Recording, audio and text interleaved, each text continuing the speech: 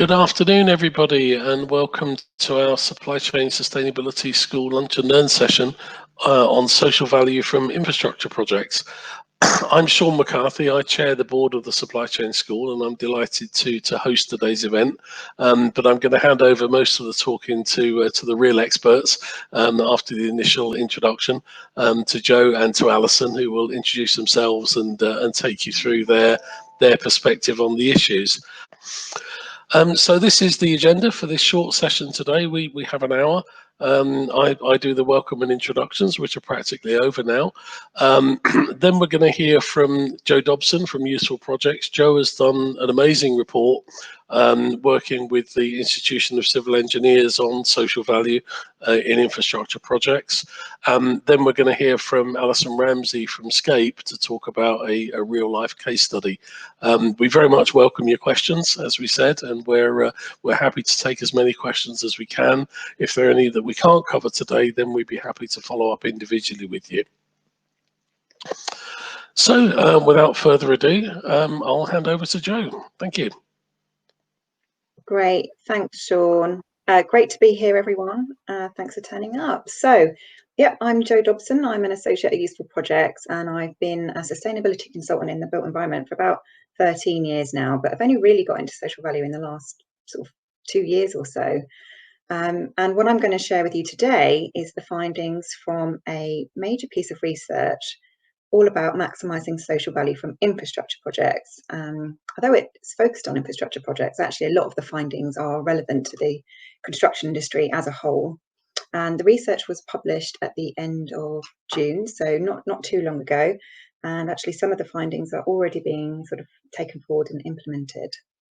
The research itself was co-funded by the Institution of Civil Engineers, which is a huge membership body, has more than 95,000 members and really represents the civil engineering sector, and by Useful Projects. And Useful Projects is a sustainability consultancy who's really got a mission to transform the built environment, create social value, cut carbon emissions and address the circular economy. And we're a social enterprise ourselves, so actually our core purpose is all about social value and environmental value creation.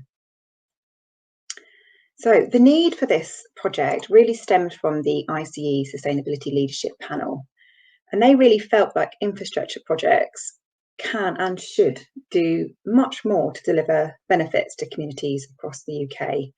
And there was a really strong feeling that there was an implementation gap. So there was plenty of organisations who had really strong policy objectives around social value, but they're not really seeing that being translated on the ground. And this research really sought to sort of investigate that implementation gap and develop some recommendations for overcoming it. And with hundreds of billions of pounds of money earmarked for investment in the construction sector over the next 5 years or so, we've got a really huge opportunity here, with only really heightened by the inequalities that have been revealed through the COVID-19 pandemic, that this investment is really going to make sure we address the socio-economic issues as well as deliver the kind of UK's net carbon emissions. So we had a focus on 3 particular areas within the infrastructure sector, so transport, energy and water.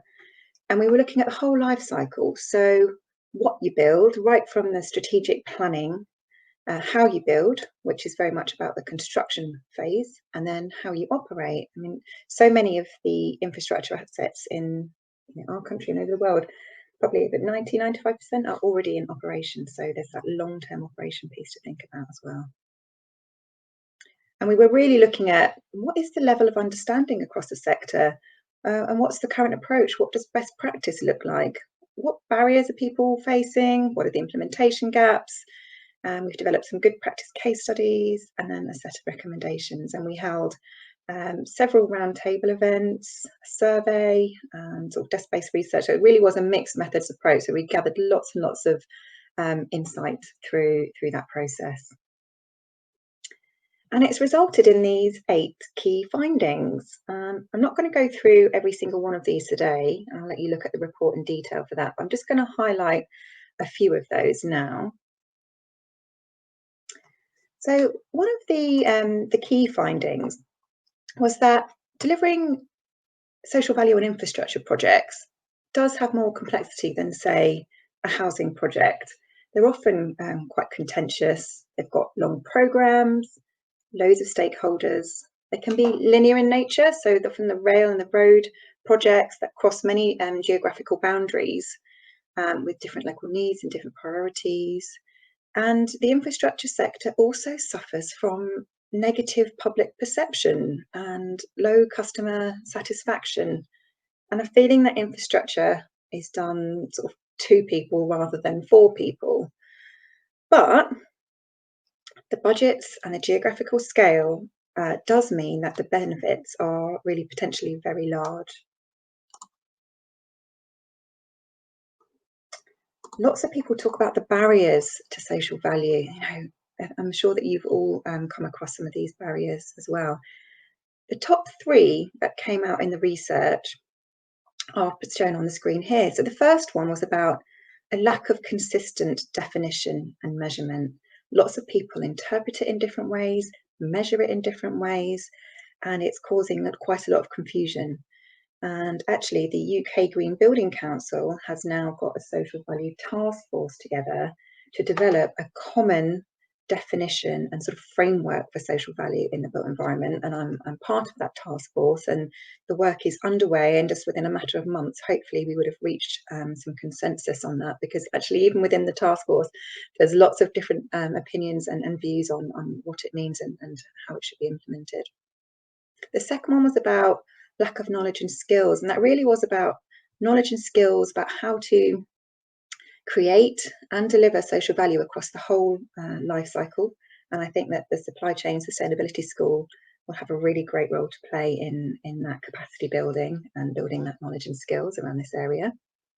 And the final one was about absence of leadership and of ownership at the corporate and also at the project level. And in the survey that we did, only 41% of the respondents said that board level responsibility for social value has been defined. And in all the roundtable events, kind of leadership came through as being so important. It's vital, isn't it, to be able to deliver social value. And I think that's another area for improvement across the industry. Right, on to the next one. So social value really does need to be based on local needs, and we need to avoid picking sort of interventions just from a generic menu. So there are some various sort of tools out there which are really useful for helping you think about what your social value strategy might look like and what kind of interventions you might do. But it's important that you don't just pick from that menu and say, okay, we're going to do that one, and that one, and we might go for that one because it's going to give us a bit more sort of monetary social value. Really make sure it's based on local needs analysis and you really understand what that local community needs, and really identify which are your priority areas that you're going to focus on based on what aligns with your own corporate and sort of project vision, what you've got the capacity to deliver and actually, see through to the end as well. We need much more ambition and creativity. So in terms of ambition, having a social value strategy and some really defined outcomes is really important to guide the direction of the whole project. And we need to move beyond the usual sort of employment, apprenticeship and SME targets. And of course, they are incredibly important, but there is much more that can be done. So can you go beyond the easiest and cheapest towards the highest impact? Can you look beyond the red line boundary? Can you create partnerships with local charities who really understand the needs in the area, or procure from some creative social enterprises? And the image here is of Thames Tideway. So they've got a really fantastic range of social value interventions. So spanning employing people with convictions to developing partnerships with a local youth engagement charity to get people from minority backgrounds into rowing and collecting about 100,000 sort of plastic bottles from the Thames. And there's plenty more information available online about the range of activities that they are implementing. And then one of the major findings was about this life cycle approach. So at the moment, the focus for social value is mainly during procurement and construction phases. And that's largely because procurement is the focus of the Social Value Act. But the research highlighted that there are opportunities at each stage of the project life cycle to create and deliver social value, but that those opportunities are being lost. And so I'm just going to pick out a few of those to discuss now. So starting right at the beginning, at the kind of strategic investment case stage, there was a really good quote here from a director at a major engineering consultancy. And he said, "We currently have a lack of joined up thinking and strategic planning between major infrastructure projects." And that was both across sectors and within the sectors themselves. And that's leading to a loss of social value in its broadest sense, due to inefficient spending of taxpayers' money and lost opportunities for collaboration on social value initiatives. And it really came out in the research that better infrastructure planning would ensure that those kind of opportunities to maximise wider social public benefits wouldn't be missed, and that new infrastructure projects, we know there's going to be a lot of investment in it, are developed in a much more integrated and joined up way that really maximises benefits for the UK as a whole. And then on the right hand side of the screen there, I've got the famous Green Book for this is used to analyse and appraise infrastructure investment and major project investment. And there were many flaws in that were highlighted, not just within my research, but it's very well known that it's not fit for purpose for major infrastructure schemes. It doesn't really take into account the wider regeneration benefits that can result. And it has very much an economic focus to that. And there is ongoing work actually by HM Treasury to revise that, the guidance on that, to make sure that the investment case really takes into account those and picks up all of those wider social benefits. And the Institution of Civil Engineers is actually also taking forward some work and producing a policy paper on appraising social value in the investment case. Right, on to design stage. So we do need a much stronger focus on identifying opportunities for social value creation at design stage. So really focusing on design can generate benefits for the local community right from the outset. It can also really help in public support and enhance the long-term value of the building or construction asset. So we know that it's important, but the majority of people in the survey said that social value is included in client design briefs poorly, and that there's been very little focus on the role of designers to date. Now, the Supply Chain Sustainability School and some other collaborators have produced a piece of guidance on creating social value through design, so that's worth a look at. And RIBA, as well as some other partners, have also produced a sort of social value toolkit for architects, only in the last couple of months. So that's also worth having a look at if you're interested in the design stage. And then the image here this is a consultation that my organisation was involved in for the London 2012 Olympic Park. And the point of this image is to show that we need to go beyond sort of pure community consultation to much more about co-design and really developing solutions with the community and getting them involved and engaged at the earliest opportunity. Okay, right, on to construction. As I said in the diagram with the life cycle impacts, most of social value activity in our sector at the moment is focused around the procurement and construction phases of projects. But actually, poor contract management was cited as one of the key reasons why commitments that are made at tender stage aren't actually getting delivered in practice. So companies will make great commitments and they're not actually being held to account to deliver them in practice. And Scape is a really good example of an organisation that's got very strong contract management processes in place. And Alison, I'm sure, will touch on that in her presentation when I finish mine. So I would say actually that high-profile projects where social value is one of the headline indicators is an exception to this rule, but broadly, much more can be done on contract management. And the image here is of a really great ex-offender training program called Bounce Back, which lots of contractors in the sector use. But really great initiative, worth a look if you want to find out more. I just wanted to touch on a case study from a major infrastructure project. So Hinkley Point C nuclear power station, in construction down in Somerset. It is a really complex infrastructure project, and it's one of the first nuclear power stations to be built here in 20 years. So there is no supply chain. They've had to build one. And the aim of that project, one of the outcomes, you've got the output of the nuclear power station, but one of the outcomes that they want to achieve is to really enhance prosperity in the southwest region. And they've awarded about 980 million contracts to businesses in that region. And yes, they've set targets to work with SMEs as well, but beyond just setting the target, they've actually put several measures in place to support SMEs to win contracts. So helping them to secure loans, giving them training, giving them advice on how to form consortiums, seconding some of the staff, changing payment terms, and EDF and Hinkley Point C have also partnered with the University of Bath to set up a supply chain innovation lab.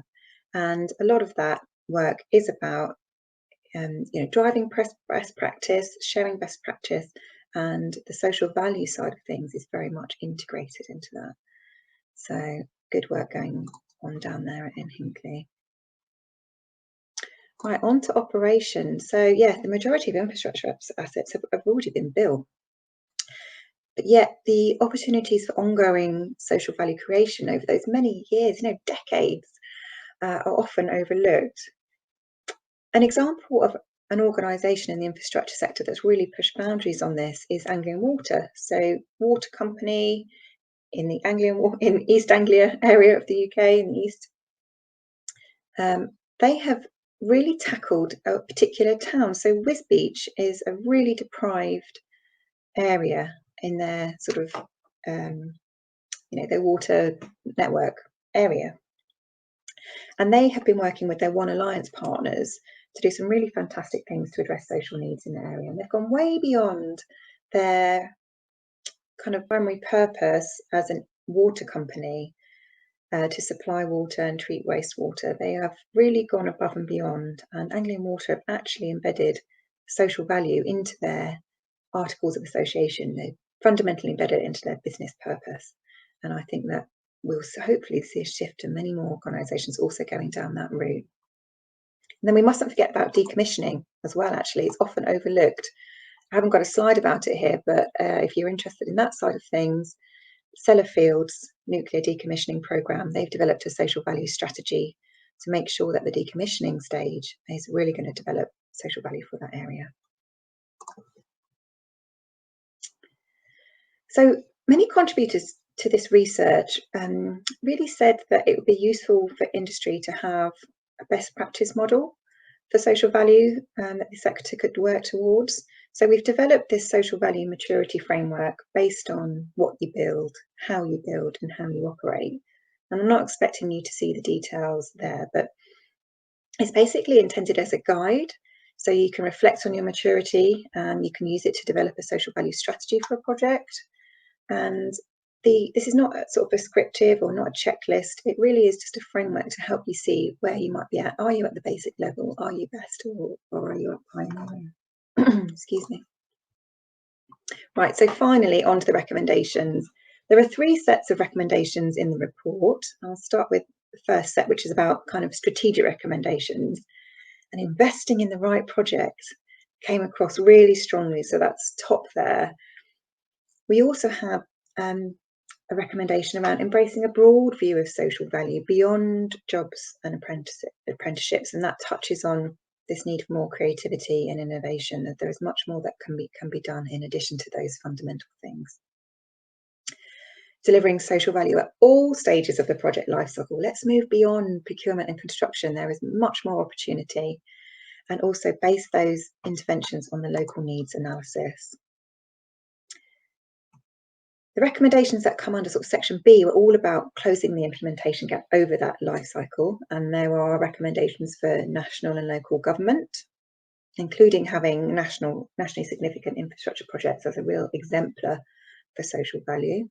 For infrastructure clients, it was around leadership, defining those outcomes right up front and embedding it in the life cycle again. And for the supply chain, we need your creative and innovative solutions. We know you've got them.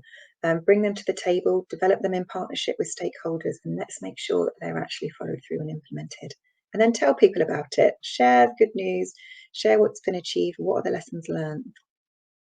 And then finally, some supporting recommendations for the ICE and other institutions in the built environment sector as well, around the common definition, which I said has been taken forward, guidance and upskilling, and then supporting consistency of approach. So I'm actually playing a bit of a facilitator role in getting various organisations to talk to each other about this agenda, which has been very interesting. And then finally, a call to action for all of you who might be involved in infrastructure or just construction projects in general, which is from Sadie Morgan, who did the forward in the report, she really says, let's make sure that all of us are involved in infrastructure planning, investment, design, delivery, from the whole life cycle. Let's take forward these findings of this research and make sure that social value is at the heart of infrastructure delivery and operation. And so I'm trying to continue that mantra and the call for action. You can download the report from our website. There's a link on the front page there. And I've got my contact details on the screen there. I'm always happy and willing to connect with people who are trying to tackle this area or who might have some complementary research or findings. Please do get in touch. Right, so that's it from me. I'm going to hand over to Alison now. I'll turn my video off, Alison. Off you go. Thank you. Thank you, Jo. So just to introduce myself, I'm Alison Ramsey. I'm the Social Value and Performance Manager for Scape. So myself and my team capture, collate and analyse all the performance data that comes in through all of our frameworks, and we work to design the performance measures and social value measures that go into our new frameworks as we procure them.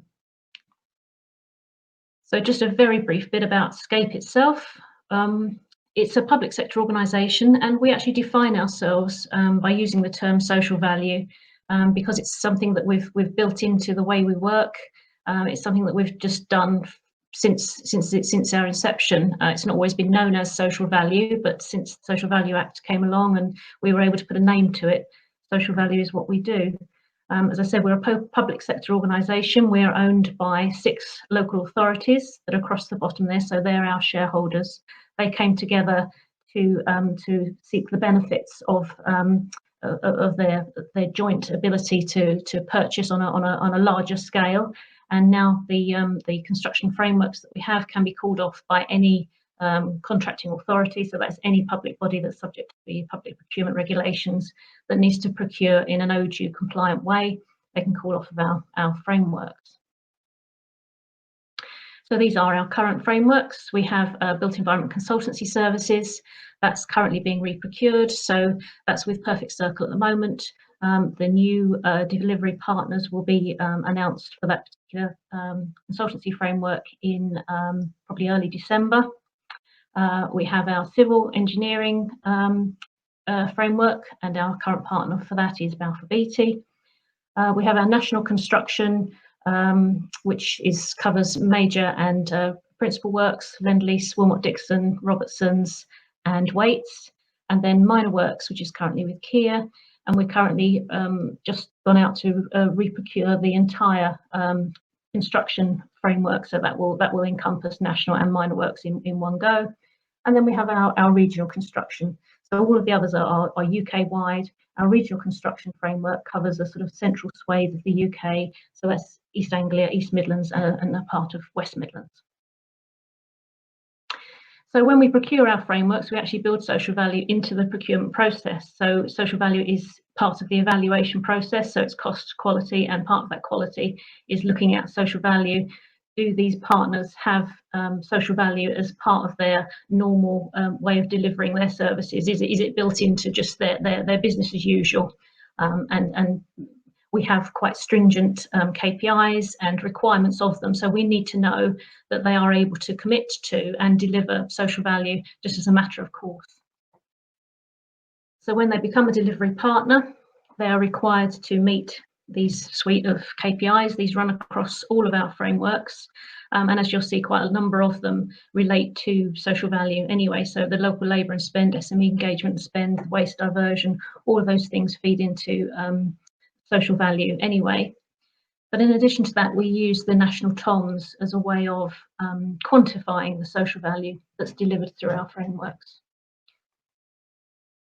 I'm sure many of you are familiar with the national TOMs, TOMs standing for themes, outcomes and measures. So down the left-hand side here, we have the themes talking about jobs, growth, social, environment and innovation. And then the other side, we have various outcomes that feed into those themes. And then there's a further column of numerous measures that can be undertaken in order to reach those outcomes. And as Jo mentioned, we need to avoid using this as a menu just to be ticked off, or looking at which provides the greatest proxy and just hitting those measures. It's not to be used in that way. The way we encourage our partners to use it is to use it as a tool to discuss with clients, to sit down at the very inception of the project and discuss what their needs are. If you're working with a client that has a social value policy or a strategy, or they have their own internal targets that they know that they need to meet, then it's looking at which of those particular measures suit that requirement and could be used, and what's possible on that project. And that's where the knowledge of the delivery partner comes in, because they know what they've been able to do elsewhere, they know what they're able to commit to and deliver in the time scale that's there. But I'll talk a bit more about that when I move on to the next bit. So as I mentioned, our civil engineering and infrastructure partner is Balfour Beatty, and this is how they respond to the social value requirements of the Scape frameworks. So they break it down into 5 key areas that they can focus on, and none of this will be of any surprise to anybody. These areas are familiar areas. But in order for them to focus the right amount of effort and time and resources, they break it down into these 5 areas to ensure that there's a wide range of social value that's covered. And Jo was talking about broadening out the response to social value, not just thinking about just apprenticeships or just local labour. You know, that there is a whole broad range of focus that can be given across the board, including legacy.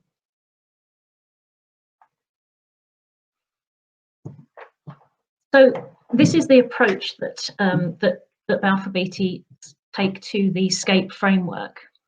Now, what I'm going to talk about after this is a case study, and just to say that what I talk about in the case study is what is particular to that particular project. So every case study will be different. Every social value delivery will be different for each individual project, but this delivery approach will be consistent. So this is how they approach it and what they do, the processes that they go through to ensure that they deliver on every project. But what the outcomes and the actual measures that are delivered will be different, because they'll be bespoke to every project. So Jo's report pointed out that the activities need to commence at inception. Balfour Beatty have definitely recognised this, and their social value action plan starts right at the outset, right at the beginning. They will be looking at what can be delivered and drawing up a plan to make sure that it's built into the delivery of the project. It's not an afterthought. It's not something that you think of halfway through the project. Wouldn't it have been great if we could have? It's thought of right at the beginning, and it's planned. Identification of delivery vehicles. Again, this is something that Jo talked about. It's about partnering. It's about partnering with local organisations that are experts in the field. Things like the Prince's Trust, Step Together, Bounce Back, Community Wood Recycling, whatever those local organisations are that can deliver those particular needs in that area. Balfour Beatty are experts at civil engineering. They're not necessarily experts at, I don't know, wood recycling or working with NEETs or ex-offenders.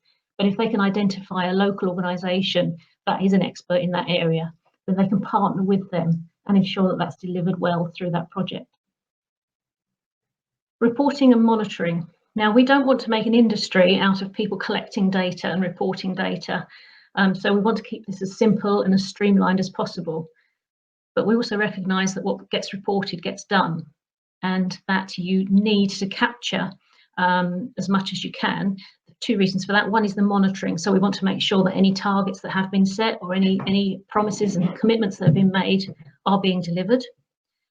But also the reporting side of it is really crucial, because Joe talked about the implementation gap, and I'm sure that is a case there. There is an implementation gap, but there's also a perception of a gap, because lots of things go unreported.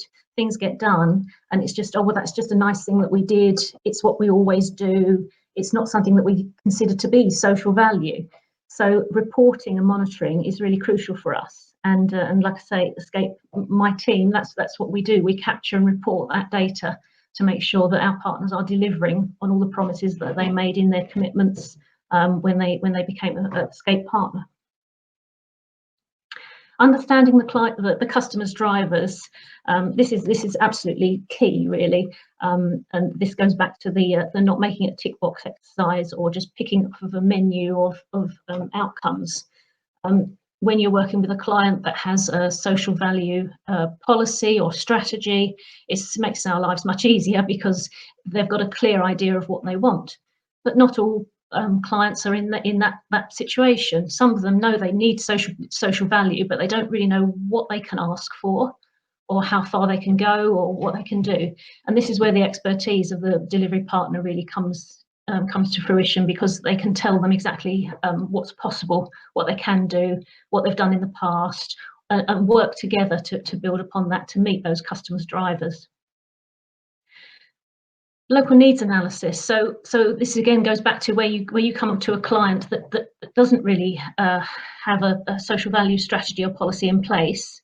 Balfour Beatty do an awful lot of research in the area that they're going to. They do a local needs analysis, and they use the indices of multiple deprivation to ensure that when they go to that client, they're already informed. They already know as much about that area as the client does. They'll have a good, clear idea of what's needed and work with the client to come up with solutions for those issues. And finally, identification of local supply chain, SMEs and social enterprises.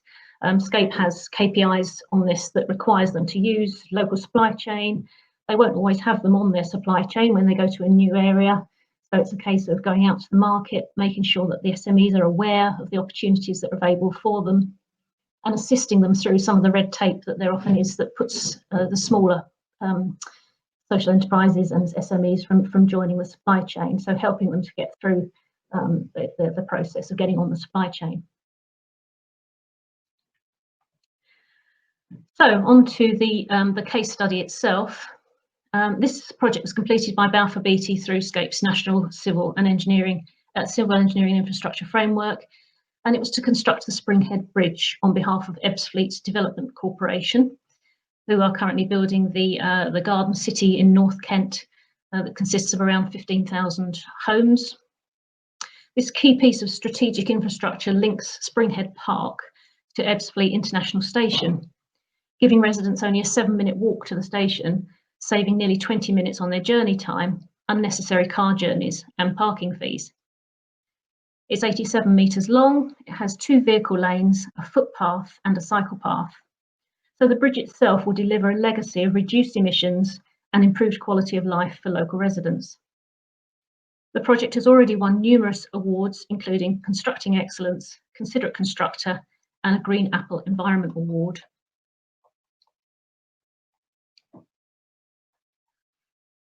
Balfour Beatty and their supply chain met such a wide range of social value measures, it's difficult to know which ones to highlight here. But these are impressive results, including the percentage spend with local subcontractors and SMEs, and a very high Considerate Constructor scheme score. By using the national TOMs, we can calculate a value of 6.3 million generated in social value, which equates to 46% of the project value. I guess the main thing to note here is that none of this happens without a great deal of planning and coordination and a really good client relationship to understand what's important to them. If I start with the employment and skills in the grey box, over 2,500 students were engaged with, ranging from the local primary to the Royal School of Military Engineering and the University of Greenwich.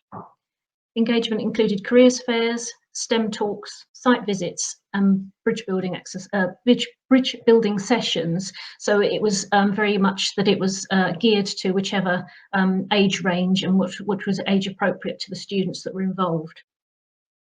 Obviously, we hope that this has raised awareness and will sow the seed and lead to an increase in construction careers. But what we do know is that 2 of the 26 work experience students have now been taken on as apprentice quantity surveyors. So that's made a positive impact on their lives.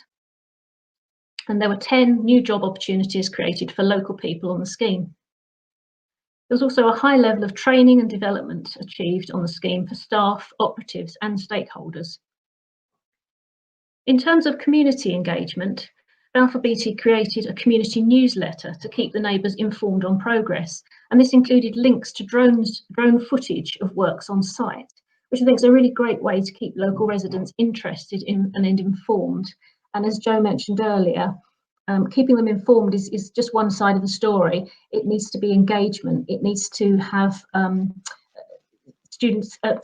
local people need to have a voice and to be able to be heard and involved in the scheme. Topsoil and materials were donated to a local school and a local community garden project, which teaches skills to volunteers. There was also 88 hours of fundraising initiatives for local charities and the football club. I guess infrastructure projects have the greatest potential for environmental impact and so also offer a great opportunity. Balfour Beatty recognise this and take this area very seriously, reducing vehicle movements where possible, using recycled crushed concrete and reducing the carbon footprint through solar tower lights and lean generators. With an ecologist employed on site, work was programmed to avoid impact on the bird nesting season and to protect the abundance of wildlife in the area, which continues to thrive. I recently heard social value likened to an unwanted Christmas present, well-intentioned but not really what's needed. The only way to overcome this is through good dialogue with the right people in the client organisation and connections to people with local knowledge to focus delivery on local needs rather than what's easy to deliver. I think it's clear from this case study that the social value delivery needs to be planned into the scheme from the start and not as an afterthought or an add-on. And whilst the data is vital to evidence that targets have been met, it's the stories of how people's lives have been affected that makes the most impact. I've included contact details for Sophie Goddard here from Balfour Beatty, as I've spoken on her behalf throughout this presentation. And if anyone wants any further details on the Springhead Bridge project, there's a really great detailed case study on the Scape website that I would suggest that you go over to and have a look at the challenges and things that were overcome and the more technical details. They're all included on that over there. Thank you. Brilliant, thank you very much, Alison and Jo. A really inspiring set of examples there, which has prompted quite a few questions. So if I can kick off, there seems to be quite a lot of interest. There's several questions on the local needs analysis. So is there a specific tool that's recommended to undertake local needs analysis? Can you provide more information about the local needs analysis referred to under Balfour Beatty's approach, please? This process is one of the more challenging aspects to make meaningful to us. So I don't know if either of you would like to expand a little bit on local needs analysis and how you might do it and what tools you might use. I start from a generic point of view, and then Alison, if you pick up any specifics related to it. So yeah, it is a really important tool. It really provides a profile of the community as it is now, but also their future needs. And it's important that it's undertaken at the really sort of early stages of a project, and it should feed into the brief for the whole thing. And most of the times it's led by a client, but as Alison mentioned, often contractors will carry out their own needs analysis, and specialist consultants might be procured to do it. I'm not aware of a particular tool for doing it. It's more like a little study that you do. So you can get the data from local authorities. So the indices of vulnerable population, it's got data against a whole host of different indicators. So, what's childhood obesity like in the area? What's school attainment like?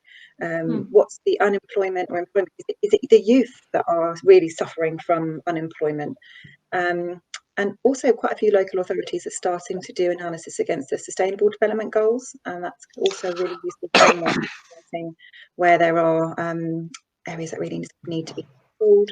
I would say local charities are also really good at knowing what the local needs are. And then I mentioned about doing the community consultation, actually going beyond a desk-based study and going out and talking to people, residents and businesses, young people, old people, getting lots of different views. So it can be quite a big exercise, but I think for SMEs, you could do something light touch and desk-based, get data to soon see what the needs are in that area. Alison, you might have some more to add to that. Yeah, no, I would have said the same thing as you. I'm not aware of what specific tools are used. I think it is just a case of a bit of background research, some of which can be desktop, looking at those sort of things that you mentioned that are online. But I think there's no substitute for actually getting in touch with some local community groups. The local authorities may have some ideas as well, but I think, like you said, local charities, local groups, they will have a great idea of what's needed and what they're trying to achieve themselves, and maybe put you in touch with other third sector groups and organisations in that area. And that's the key thing, is that it needs to be specific to that area. It's not a generic thing. Yeah. So I think this reinforces what you both said about social value not being a kind of a tick box exercise. So the very fact that there isn't a tick box framework for local needs analysis suggests that actually you need to do your homework, and there are some nuances for specific areas. And the other message that I'm picking up loud and clear for this, local people understand what local needs are, and you need to talk to them. It feels like there isn't a kind of a magic bullet for this to deliver. That's right, Sean. I think that's right. And local needs change actually as well. I mean, an analysis that was taken 2 years ago would look very different to what it would look like today. So I think, and recognising the changing needs of communities and making sure it's up to date is also really important in that. Okay, thank you. There's a question for Joe, but I guess it could apply to both of you. Are there tools available for helping SMEs to measure and record social value to produce a meaningful report at the end of a project?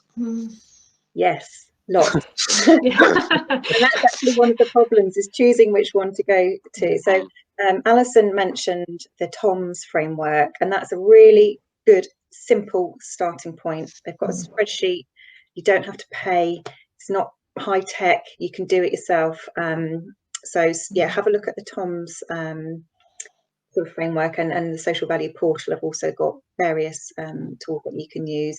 And there are some more sophisticated ones that major projects use. So impact reporting is one that I'm aware of in particular, and it's kind of live. So anyone who's delivering a social value initiative can, get on their phone and, right, this is what we've done this week, and it gets uploaded, and you can have dashboards, and it's quite sophisticated. So and that's just one example. There are many others available. But I would say, as for an SME, perhaps start with the TOMS calculator and see how you go, and then if you want to develop and go a bit further, then you can. Yeah. Would you agree with that? Yeah, absolutely agree with that. Yeah, well, the reason why we chose to go with the Social Value Portal's National TOMS is because it is very transparent. It's downloadable for free, so anyone can use it. Then that means that we're all using the same measurement. Then you can compare like with like. There's no mystery to it. There's nothing hidden. There's no hidden agenda. All the proxy values are there for you to see. And like you say, it's very simple. It's just a case of X times Y equals Z. It's just literally the number of things times the proxy unit equals the value. They're updated each year. This year's the 2020 TOMS. There's a much longer list than there was previously. So it covers absolutely everything that you can think of that could be considered social value. They have found a proxy value to it. So I would suggest going to the Social Value Portal and having a look at that. It's very simple and straightforward to download that. The other option is, looking at the impact that it's had on people. So it would be a case of doing a survey at the start and a survey at the finish and saying, what difference has this made to your lives? Are you feeling happier? Are you feeling differently about things now to how you were before? And is it positive or negative? Because there's negative impacts as well as positive. But we went with the TOMS because we felt that that's something we can apply to every project across the whole of the country, regardless of what it is. And it's not subjective like surveys can be. Well, actually, yeah, just a couple of other things spring to mind, actually. So a lot of social value is about putting a monetary value on all of this. But I think, as Alison said, the stories are just as important as that, kind of numerical data, the impact that it's had on people's lives. So making sure that you're capturing those as well is really important. And something that came out related to measurement and data in the research was the kind of wide distrust, I guess, in the data. There's lots of different methodologies and approaches, and auditing. It's not yet quite as sophisticated as some of the other kind of sustainability themes when it comes to auditing and verifying and say, yes, this is actually your actual figures. So I think as a sector, we've got a bit of work to do on that as well. I'd certainly agree with that from my perspective as well, because we work quite a lot in this space, where we have a live issue with a client that I can't name at the moment, where we've measured, or we've had contractors measure a year's worth of social value data through our cloud-based system that we use. And the initial monetization for that was of the order of 1.2 million. Once it was audited, it was less than a tenth of that. So these tools are really subject to interpretation, and to the point about the contract management that Alison mentioned, and verified, and really holding your subcontractors to account around these things. That there are various honest or semi-honest interpretations of of some of the data that, when it's looked at carefully, could end up providing a very different picture. So yeah, it's a bit of confusion out there, but good that people like Green Building Council are trying to pick up the challenge as well. Another question then, a bit more generic. How do we get government and large infrastructure to expand their scopes to provide a broader, more beneficial solution beyond maybe just a road, train line, etc., so it engages with local regional development or travel, for instance? I think this is to your point, Joe, about the sort of breadth of thinking around social value, and how the Green Book isn't really fit for purpose, and how do we move things forward? Yeah, absolutely. It's a really big issue, but it is definitely I'd say an issue that's increasing in kind of awareness, and major infrastructure clients are really now, particularly in light of COVID, recognizing that they have got a huge role to play in reducing some of the kind of major inequalities across the country, and that the construction sector has a big role to play in that. So yes, the Green Book, it is very much focused on economic business case at the moment. There is a lot of work that needs to be done to make sure that it can capture those broader sort of almost what they're called dynamic effects, the kind of the regeneration benefits that result of these projects, which aren't sort of currently captured. And it might mean that some schemes actually do look more more viable and might deliver more benefits than others. So yes, I know that the Treasury are working to improve guidance on that, and I think clients and any other advisors that are involved in that stage, it's going to be a bit of a shift, I think, in approach, just to try and capture those. Alison, you might have some perspectives from the sort of client side. Well, I think central government is moving very slowly, like a huge tanker turning round, but it is going towards more than just considering social value and actually evaluating it in its larger scale projects going forward. So that's a positive move. It's been a long time coming, and I think actually some of the local authorities do better than central government does in terms of delivering the social value in the projects they have. Maybe because they know the value of things. Their purse strings are so tight that they have to squeeze every last drop of benefit out of everything that they build. And I think maybe that's something that local government is pretty good at. Yeah, in terms of the sort of broadness of social value that is delivered, it's a case of meeting the needs and thinking innovatively as to ways of delivering it differently, I guess, isn't it? And bringing new innovative ways to the table, and then clients being brave enough to actually take that step and saying, yeah, we will do that, and thinking about the positive publicity that might bring. Yeah, it is very much a client driver, isn't it? Because I think you both mentioned in different ways the temptation of contractors to find the cheapest way possible to delivering the biggest possible number on the national toms, or whatever whatever portal you tend to use. And I'd kind of equate that a little bit with schemes like BREEAM for buildings, where contractors and designers are inclined to go for the cheapest points they can get, rather than necessarily the best value that they can achieve. But there's something in there about being an intelligent client and trying to look at things in a broader sense. I've got another question here. Is it possible to anticipate and implement actions to address the future needs, future local needs as well? Have you got a crystal ball, either of you? Interesting. I mean, it's really important, isn't it? Particularly when buildings and infrastructure. To say, It is about future proofing, isn't it? Seriously. Yeah. And I think once the thing's been built, it's having ownership over that, and then making sure that you've got measures and local ownership to really increase that social value. But maybe you can do a future gazing session if you were going to do a community consultation and really say, look, what do we think the people of the future will want from this development or this infrastructure project? I think we all kind of felt that perhaps if you'd asked us this question in January or February time, we'd have said, yes, we know exactly what we want. We want to combat climate change. We want to get rid of single-use plastics. Yeah. Those are our key priorities. That's really important. And then COVID came and sort of knocked us all for six. And all of those priorities seem to be taking a bit of a back seat at the moment. So I think it's really quite crucial that we get back onto that and remember just how vital the climate emergency is, and that we start to consider that again, put that back at the top of the agenda again once we've kind of found our feet and got ready for got used to the new COVID conditions that we're all working under. Okay, thank you. You would have seen on your screens a green thing has popped up asking you to share feedback that you have on the session. Please do click on it and share your feedback with us. It's very important that you do that. You can continue to listen to the conversation while you're doing the feedback, but it's very good if we can gather feedback from our people attending. Alison, if I can take liberty with a couple of questions for you.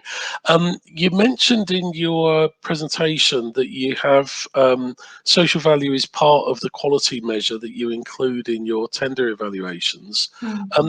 Roughly what percentage would you include in your tender evaluation against social value, and how do you judge whether a contractor that's bidding is offering better social value between one or another? Well, because the way we are tendering frameworks rather than one particular project. If you're tendering for a specific project, you know exactly what the needs are for that project in that area. We have to think about projects that are going to be delivered over a 4-year period over the whole of the UK. So we can't say what those specific social value needs are for each project in those various different geographical areas. So we have to be a little bit more generic than that. So in our quality assessment, we're looking not for quantitative figures, if you like. We're not looking for numbers. We're looking at methods of operation, of how they would deliver it, of how they would bring innovation to it, how set up they are for monitoring and recording it. So it's looking at whether this is just part of your normal operation, or whether building social value into what you do would be a big step for you. And if you're the sort of organisation that already has reporting, monitoring, recording in place, it's something that you've got a track record of delivering over the past however many years, it's something that's built into your whole organisation from the operative at the gate to the managing director at the top.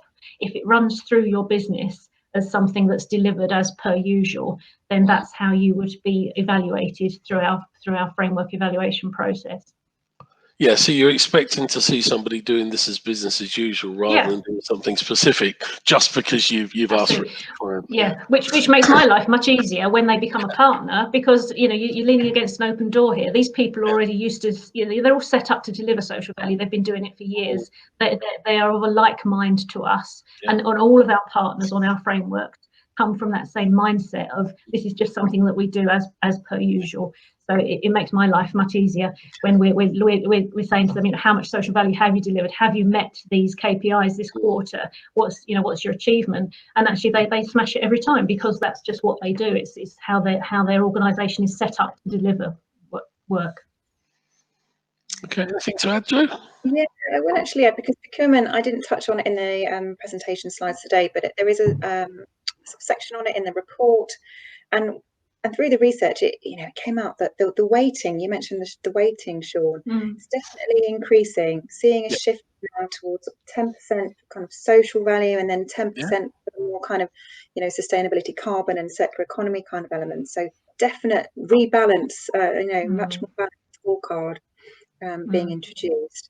But it also came through quite strongly about this need to sort of focus on outcomes. So, Alison mentioned about outcomes, and not just necessarily how many apprenticeships are you going to deliver, but how are you going to make sure that they actually develop into proper career progression, opportunities, and it's not just about delivering numbers, but much more broader outcomes.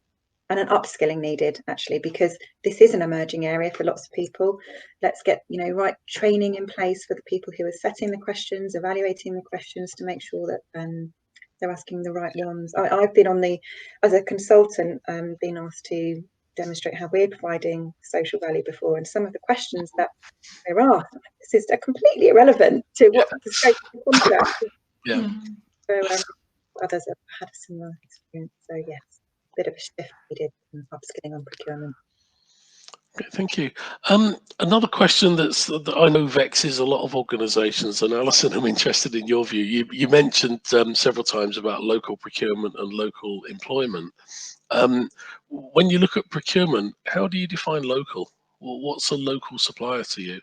Yeah, so we have bands of 10, 20 and 40 miles. So we look at all those three radius as part of our KPIs, but we also allow clients to set their own if they need to. So, for example, Nottingham City Council, they're only interested in those organisations that have an NG1 postcode, for example. Birmingham City, although they border lots of other areas, they're only interested in Birmingham City postcodes.